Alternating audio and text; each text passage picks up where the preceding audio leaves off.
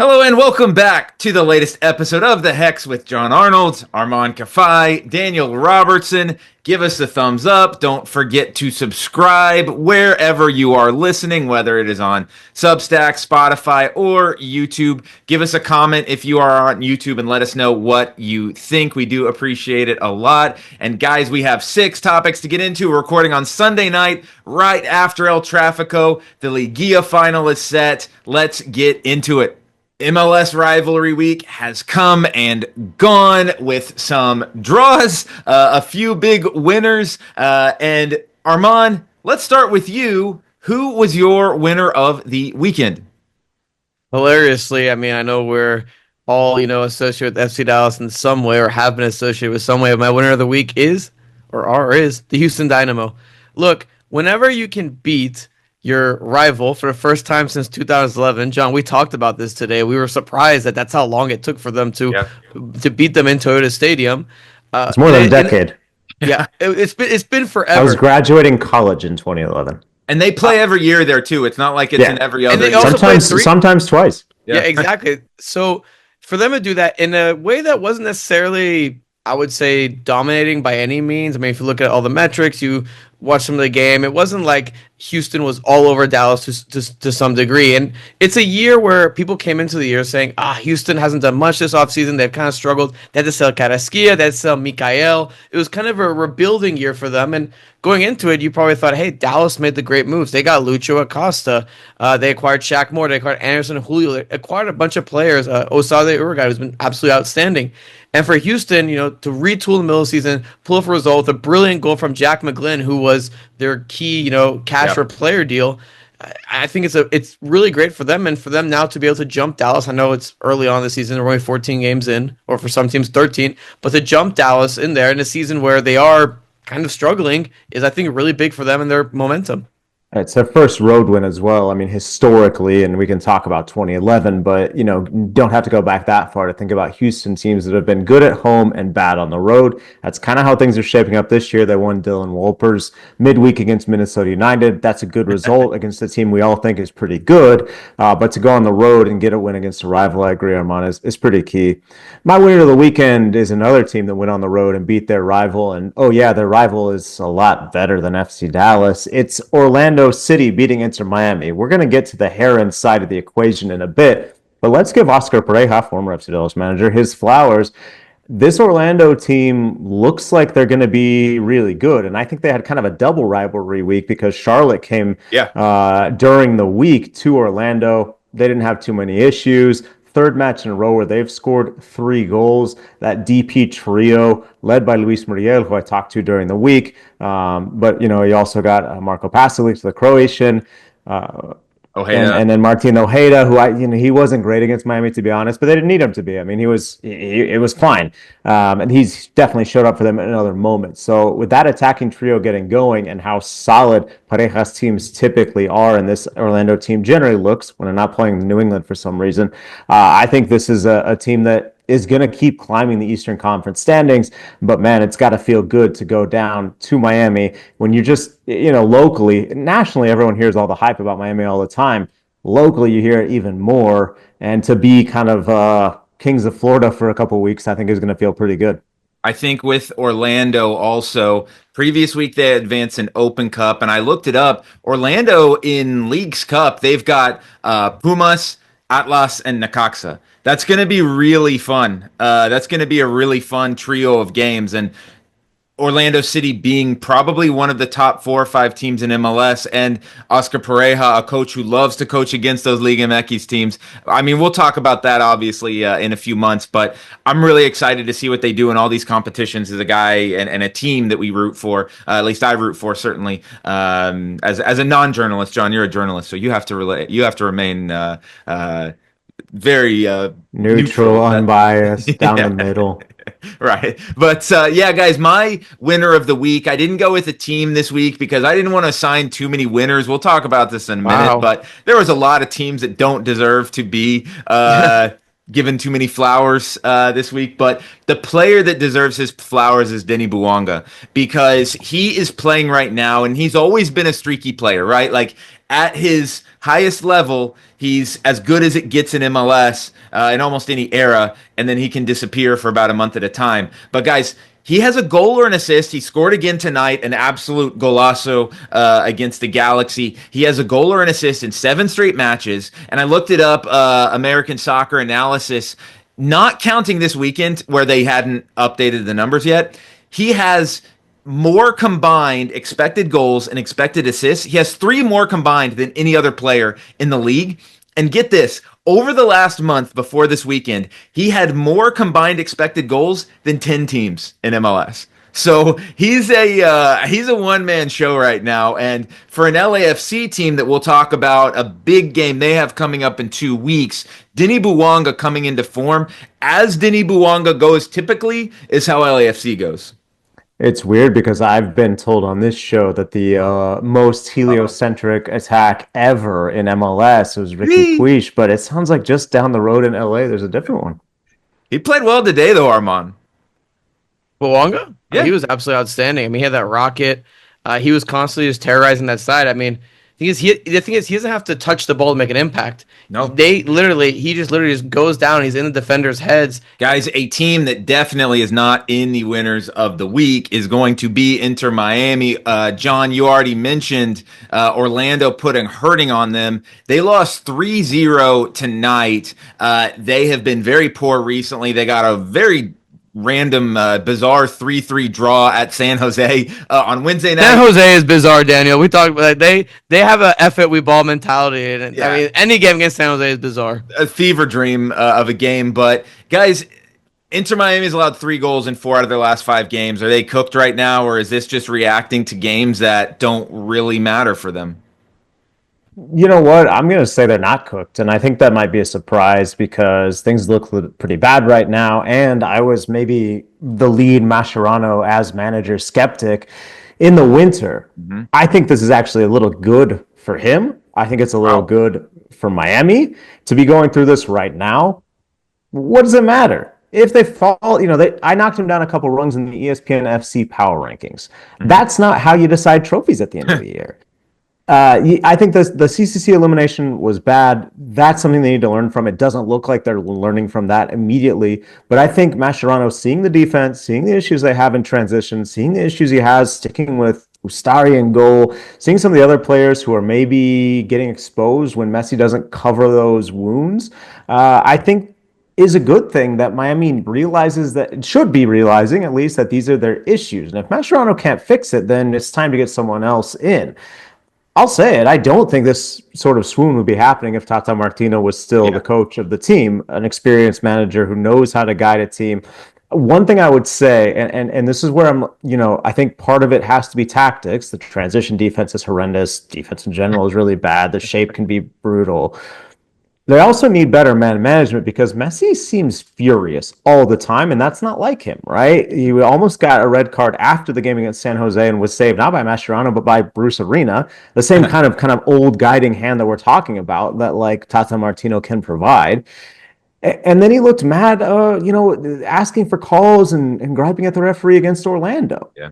You got to get this guy back focused, back his head right. It's the kind of player who shouldn't take that much managing, but if it's your buddy who's the manager, is he going to say that? Maybe. So we'll see. I don't think they're cooked. I think they're still too good for this to be a real issue. There were some players, Suarez was missing the San Jose game because of a wedding, I guess. But I think that overall, I think they're going to come out of this. But I don't know if they come out of a Club World Cup, but John, I think they're okay. I think, though, there's 2 questions here. Can they compete during the playoffs? And is their roster good enough as currently constructed? And I don't think it is. I don't think the roster is good enough. I think they missed on Falcone as he's just YOLO. Like he's very mistake prone. And you said it, but their entire back line is totally mistake prone. And they haven't even been getting carved up by some of the better teams. Like they gave up 4 goals to FC Dallas. How does that happen? They gave up 4 goals to Minnesota United, who has been scoring goals. But you said it, that if Tata Martino was here, these things wouldn't happen. And I think if Tata Martino was here, they wouldn't have played exactly how Minnesota United wanted them to play, holding all of the possession. They had 73% possession against Minnesota United, which is exactly what Minnesota United wants from you, and then got hit on the counter over and over. To me, that is naivete from Javier Mascherano.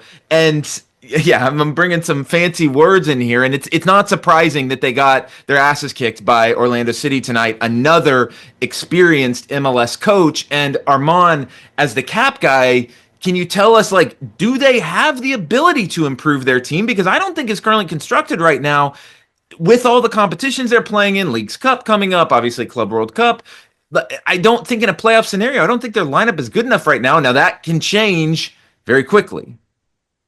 So one thing I want to add on to what John's saying about how Messi is furious, this kind of reminds me of when he was at PSG. He was getting really frustrated when he was at PSG, and someone pointed this out, I think, in an article. I can't remember who, but they were mentioning how it just looks like his tenure at PSG.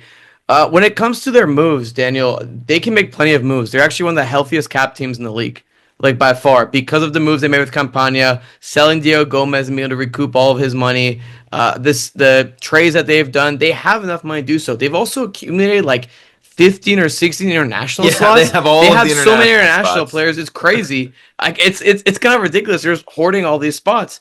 But when it comes to Miami, they'll have a couple of chances to get it done before other MLS teams do. Yes. Yeah, MLS just approved for Seattle and Miami that 10-day window from June 1st to June 10th, that special window. They could take advantage of that. And Mascherano, they said on the air when he was talking to Michele that they want to take advantage of that window. And I think they have to. I think you're right, D-Rob. But I also think a lot of it has to do with coaching because, yes, they've had a lot of roster turnover, but it looks like the team is just kind of all over the place. There's no cohesion. It's just kind of, okay, we're going to throw Jordi Alba at left wing. Why? I mean, I get the idea behind it, but like, why? You have a short team. On set pieces, they're getting killed because they're so short. Noah Allen at 5'11" is the other center back. You're going to get killed. They score in the first minute against San Diego, then give up a ridiculous goal San Jose. Then they give up a ridiculous goal 2 minutes later. And then you have Ustari, who's just I don't get it with Ustari, like, but John. I just even yeah, I don't know totally. But even the fact that they try this variation, I feel like they're still getting it wrong in the same ways. Yes, a different player in a different place, but like it's the same types of errors.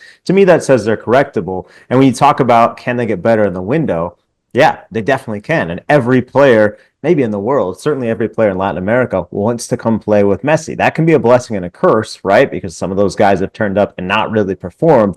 But I think that there is the chance for this team to get better. And that's kind of what I'm saying, where I'm like, you know, they're not totally done. They're not cooked because they have time to figure these issues out. The issues are clear, they're fixable, and they've got the time to do it. To me, now is the time for this little...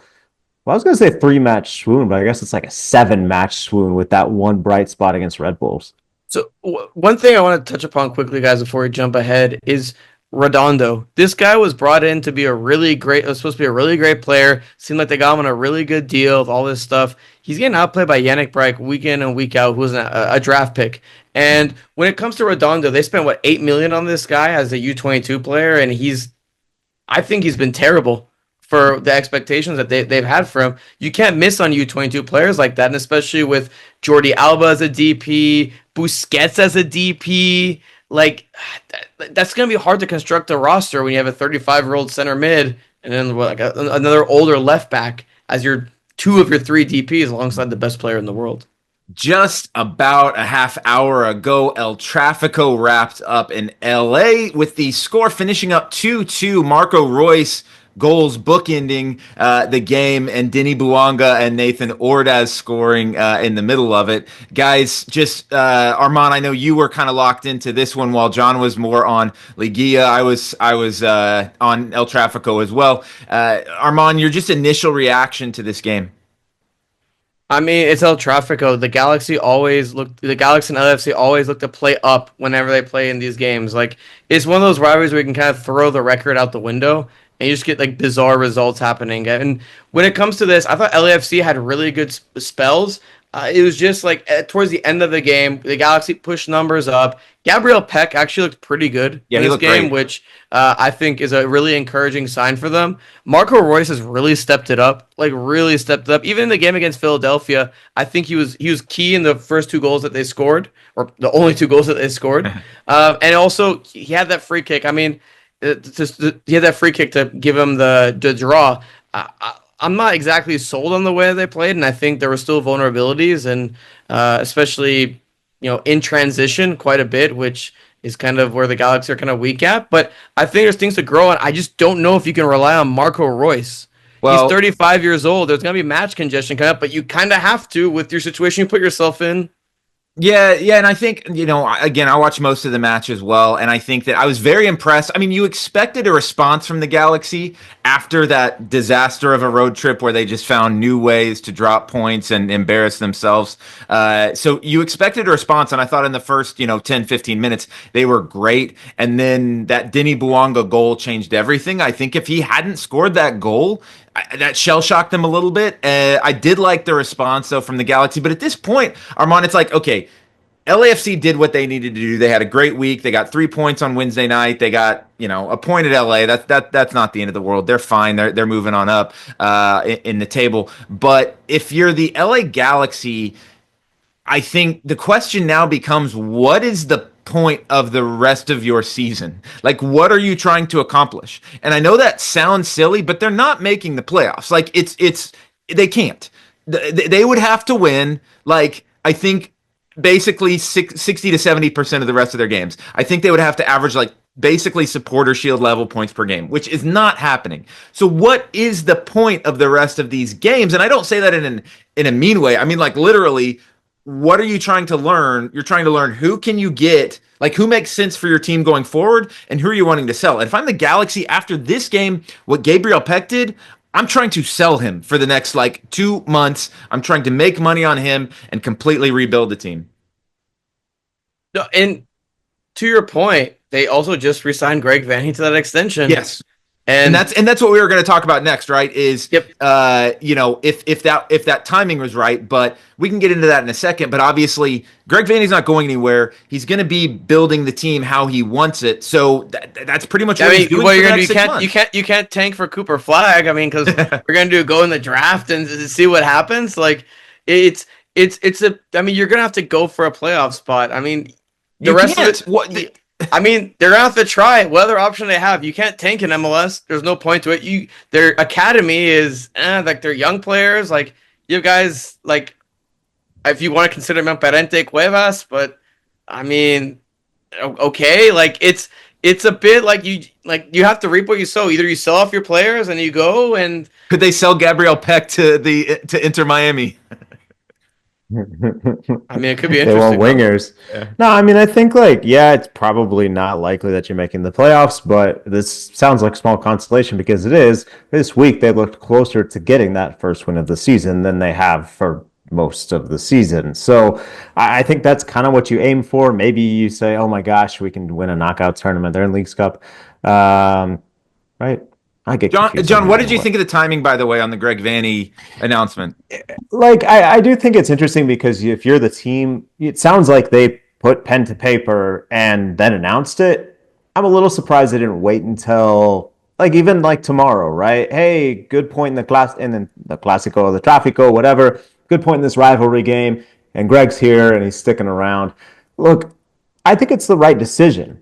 Greg Vanney is a club legend who just won you MLS Cup for the first time in a decade. He's not a bad coach, even though this season is brutal. He's had a lot of things go wrong. We know about the injuries. We've talked a million times in the show about everything that's constraining them. And I think if you're going to go full rebuild or not, he's the guy who can lead that. If it's a rebuild, he's the guy who can lead that. If you say we're still making a playoff push, we want to keep these players, and can give you some identity, right? Some continuity of this is what we want the team to look like on the field. This is how we want to play. This is the Galaxy way. No one understands that better than him. So I think it's a good decision. And I didn't really see fans going crazy saying it was dumb, which, kind of means the timing thing is a little irrelevant. If the club's own fans don't care, then it's fine. As I mentioned, guys, it was rivalry week this weekend, but every team except for a few was playing on short rest, where there was a full MLS midweek match day, and then the previous midweek, and then Open Cup before that. So it's been double match weeks for MLS for a while, and I think we saw that really play out in the quality of games over the weekend. A post on Blue Sky, Armand, is it Hamon? Jamin. Jamin. I read that wrong. Jamin. Okay. Jamin. Jamin says, a couple games left to play. This was sent before the games today, which obviously were two exciting games. But on Saturday, looking like the lowest XG match day of the MLS season so far. Over half the teams were below one expected goal, and there was multiple 0-0 games. 10 out of the 13 games last night had 2 goals or less, Armand. Are we seeing now, I mean, we always knew this, but MLS teams struggling to have that quality of roster beyond just the starting 11 because you can't play double match weeks very often? What's kind of your takeaway from this? Well, something I want to look into a little bit because I saw another skeet like this. It said that 11.7% of MLS games ended in 0-0 draws, which is the most by a significant margin at this moment. Yeah, for the season, correct. Mm-hmm. So I think what we're seeing, Robin, first off, why the hell would you put rivalry week on a double match week? Like I don't get that at all. Like apparently it was rivalry week in Major League Baseball too. Like they were branding it rivalry week. Well, MLS was the front runner for that, I guess. Yeah. I guess they made that up. But like, why would you do that? To me, it doesn't make sense. Like, have these guys have rest, build these games up. These are games that show off the best in your league when it comes to Cincinnati, Columbus, Hell is Real, or even El Trafico. I mean, why have these guys on short rest? But yeah, I think it is because we're slowly entering the summer months, and we've kind of talked about this, where the performances are going to get brutal for these guys. The heat kills performances. You can see it across multiple lines of data, and especially when it comes to MLS rosters, which we know are thin. We know they're thin due to salary cap. We know that the quality kind of decreases throughout the roster. Now you add weather performances, you add fatigue, you add Open Cup games that could go 120 minutes depending on what happens, do or die matches, etc. I don't know if they're equipped, and I don't know if the quality will stay. I think we're gonna see for sure a decline in quality, especially in the summer because of these things. And look, guys, like I love watching our league, but sometimes you can tell when a game is just like, this is terrible. This is legitimately, these guys look exhausted. The way MLS rosters are constructed, I don't see them like surviving well or thriving in really tough double match weeks, which any player would struggle to begin with, especially in the hardcore heat which MLS plays through. Yeah, it's a tough question to solve, but I don't know that there's really an answer to it. I mean, we're going to see it get even more. I don't want to say like bizarre, but like teams are going to be playing in like 4 different competitions in the next month. It's going to be difficult to keep track of. But even without that, like I'm a big advocate for MLS not playing through international breaks. But how do you do that? You need double match weeks. And I think like, a lot of times we talk about, well, owners don't want to have games midweek because of the revenue. But I think it is worth saying, like, does this water down the product? And to me, whether you flip the schedule or not, like we've talked about to fall spring, or you just start a little earlier or figure out something a little creative to say, I do think that they have to figure out a way to, in a way, maybe the answer is simply something else we talk about all the time, letting teams that want to spend more money. I mean, if some team wants to be a deep team that can handle double match weeks and just they end up steamrolling teams midweek, heck, maybe we get these super teams that we're talking about. Maybe that's good for the league. Well, and what we're seeing, guys, it'll be really interesting to track this over the next couple weeks is, obviously there was double match week 2 weeks ago with Open Cup.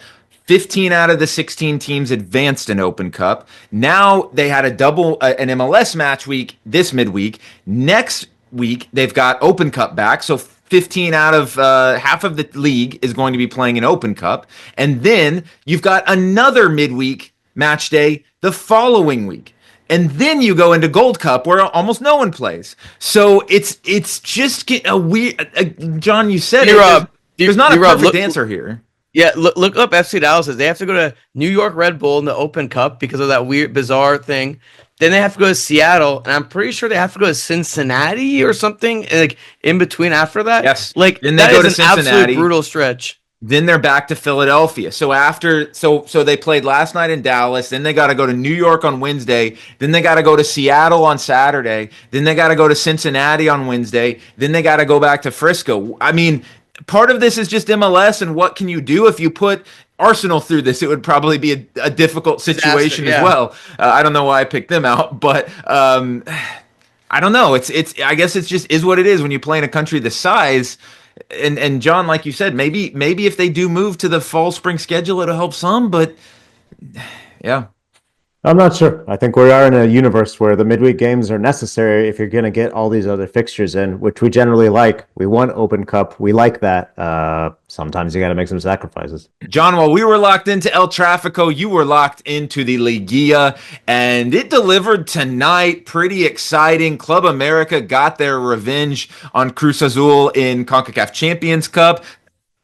Well, I'll leave it up to you to tell us whether that was true revenge, first off. And then Toluca wiped the floor with Tigres last night, setting up the final you'd probably want to see, right? Maybe. I mean, I thought Cruz Azul, maybe I have America fatigue. They're going for their fourth consecutive title, historic winners in Liga MX. But this, you say Cruz Azul knocking out America got their revenge, but America's knocked Cruz Azul out of the last two and now the last three Liguillas. So there's a lot of bad blood there. Obviously, Mexico City rivals, and America does it again. It looked like they weren't going to. Cruz Azul scored just before the hour mark. America had been the better team, but then not too long after, penalty to America. It's pretty legit, but you're going to hear people say that it's a conspiracy, blah, blah, blah, blah, blah. And then America scores again. So that's game. Better position in the regular season table is the first tiebreaker. Away goals went away a couple years ago. So America's through. It'll be a great final. It's also a rematch of the last Liguilla series in which Toluca had won, I think, 4-0 in the regular season, and then America won both legs 2-0, and Toluca's season was done in the quarterfinals. So there's going to be a revenge element there, and you got a lot of great players on both sides, of course. It's going to be a really fantastic final and a lot of fun. Toluca is a team that just scores and scores and scores. America is a team that does not allow many goals. I think they were still at 10 maybe going into the second leg, something like that, including the playoffs. A really stingy team. So, it's one of those unstoppable force meets immovable object series, but I think we'll see more open soccer than maybe it sounds like from that. Get into the preview a little bit, but what you need to know is America's back, and Toluca's been the best team this year, and it's, 1 versus 2 in the table are going to meet in the final. To me, it's America in the next 3 weeks will either prove that they are far and away the best team in the region, or they could win nothing, right? Because now, obviously, they won the last Mexican League Championship, but in the next week, and we'll talk about this other game in a minute, but in the next 3 weeks, right, they have the Liguilla final, and then they have the play-in, and then if they win that, it's like, 2 weeks until the Club World Cup starts? So it could be a incredibly busy next month and a half for Las Aguilas, or they could lose to Toluca, and then they could lose to LAFC. LAFC, and get some summer vacation. Up to you. How for Toluca? I'm not as familiar. How big of a deal is it for them? Because I didn't get a chance. We were busy last night. I didn't get a chance to watch them advance, but in the last round when they came back and advanced, I mean, their fans were going nuts. Is this a rare opportunity for them right now? It is. Historically, fans like to say they're the fifth grande, the four grandes, America, Cruz Azul, Pumas, and Chivas, but that kind of fluxes and changes in Nuevo León teams. Tigres and Monterrey have sort of disrupted that balance.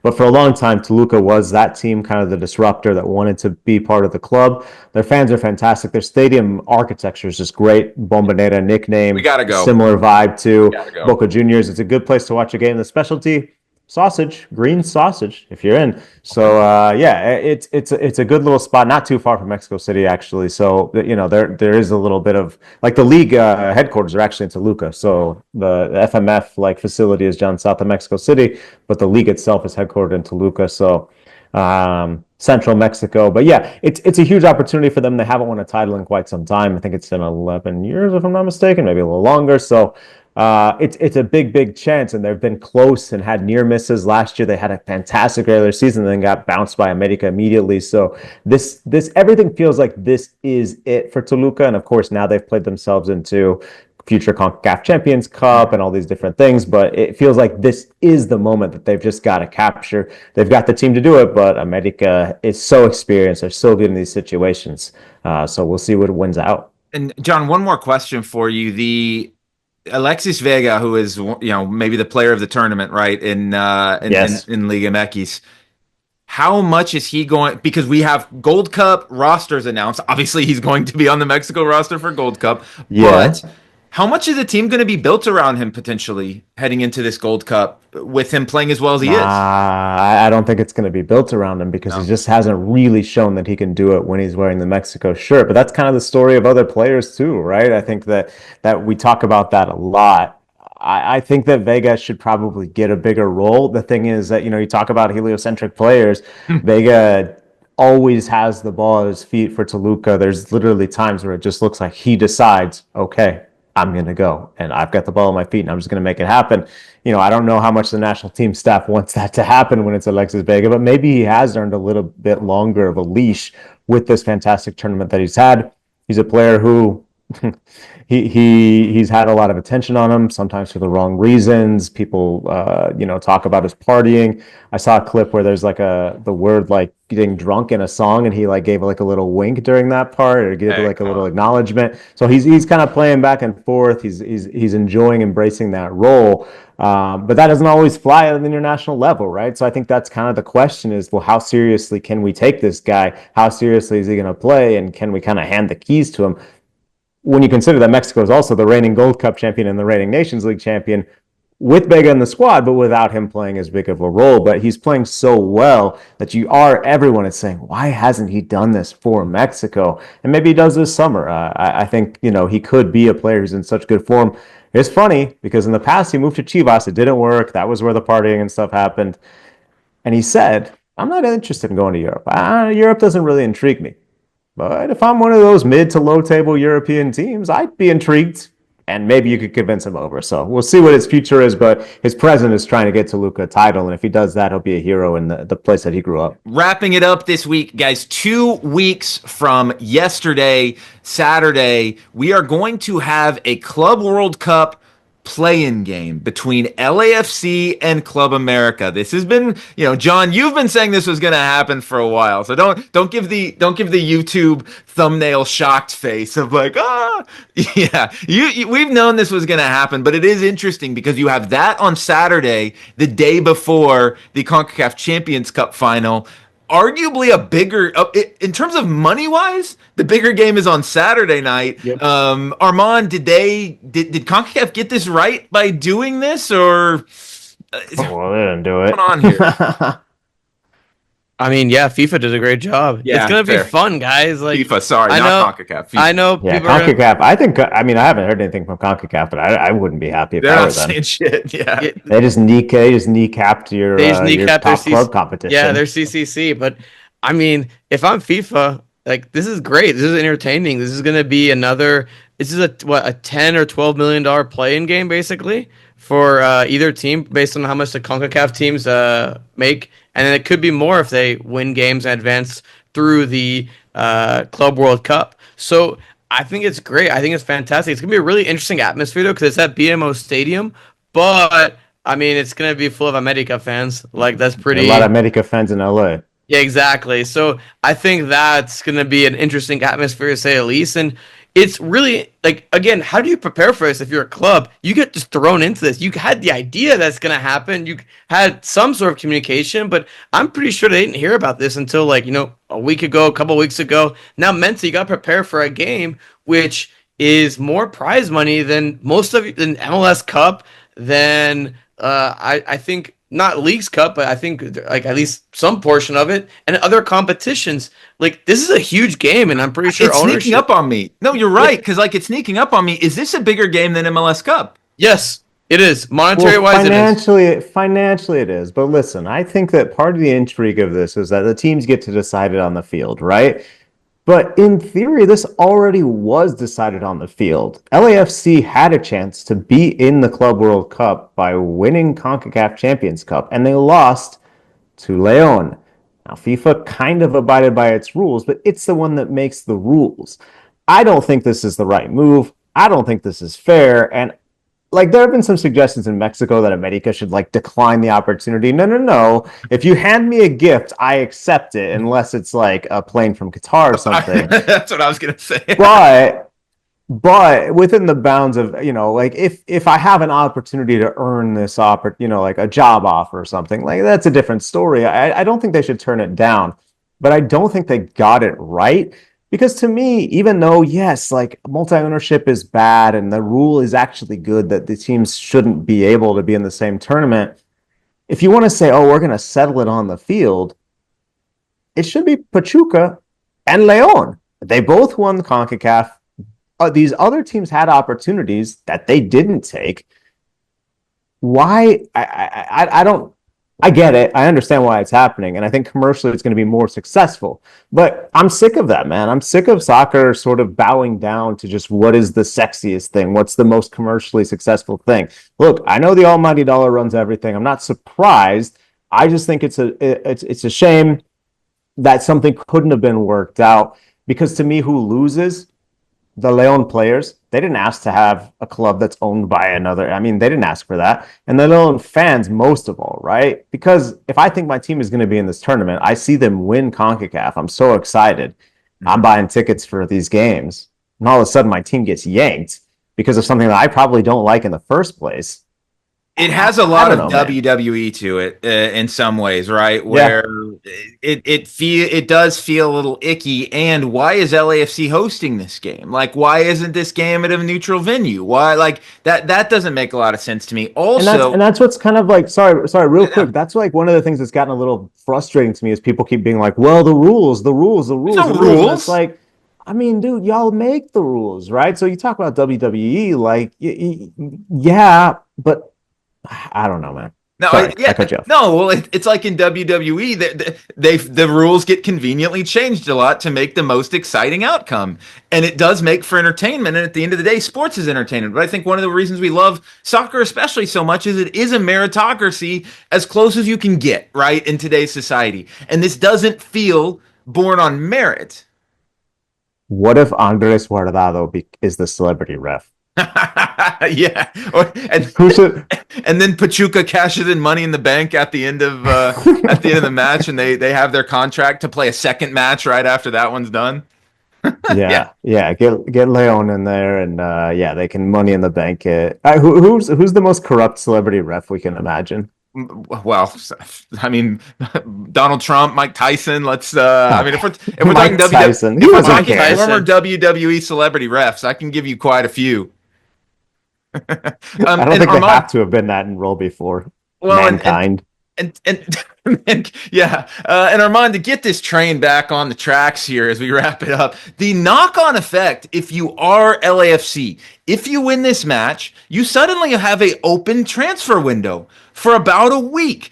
What kind of change can that make? And also, okay, they don't care about their MLS matches, but if they win this game, they're going to have to reschedule at least 3 MLS matches to the end of their season because they're playing in Leagues Cup, so they can't, reschedule them there. I mean, it can change a lot, right? I mean, I don't know if they'll definitely will care because everything will get effed, for lack of a better word. Everything will get screwed within this. You go through it, now you have to move your MLS games. The rest of your season gets thrown. You have to move one MLS game. They're supposed to play Colorado on the 31st. That game has to be moved. They're going to have to move more MLS games. Sure, they have an open window, but I'm not sure what they're going to do with it because they have that DP spot's going to be open with Under leaving. That ends in July. That ends in June. Maybe they buy out Giroud during that moment if they want and put someone else in there. They can do what they want. They can do whatever they want. They can do something really interesting with it. But it's a lot for these guys, especially for I would say LAFC the most, because with America, I mean, they'd be going to the off season. Some players would be going to Gold Cup, etc. Doesn't change that much. But for LAFC, it changes so much from them, like legitimately so much. Where now, like are you really gonna make MLS like the playoffs if you have this gauntlet of like this Well, they'll end make of the the year? playoffs, but I mean, they'll be exhausted. they'll deteriorate toward the end of the year for sure. We just talked about how thin MLS rosters are. Like you're gonna have you're gonna be playing so many matches during that time. It does change a lot though for LAFC because again, it gives them that ability to make some sort of change that they weren't able to do early on. And the thing that's interesting, guys, and I forgot to mention this before, in the other leagues, they don't have any more games to play, right? They're gonna go into the summer and go from there.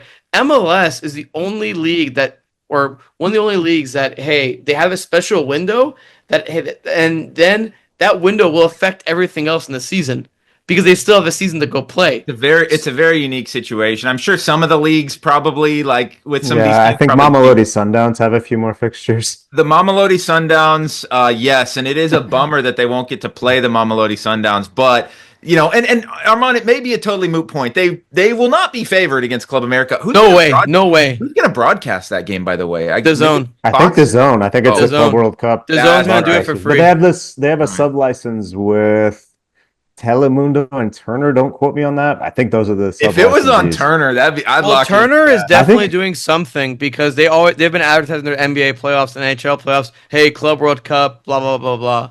I think there's like 25 games on Turner or something like that. Man, Well, I want to hear. I want to hear Kevin Harlan do a Mamelodi Sundowns Yes. versus Ulsan Hyundai promo. Yes, please. All right, guys. Well, thanks for listening. That'll wrap it up. We will have plenty of talk about next week as we head into these matches. So stay with us. Thanks for listening, and we'll catch you next week.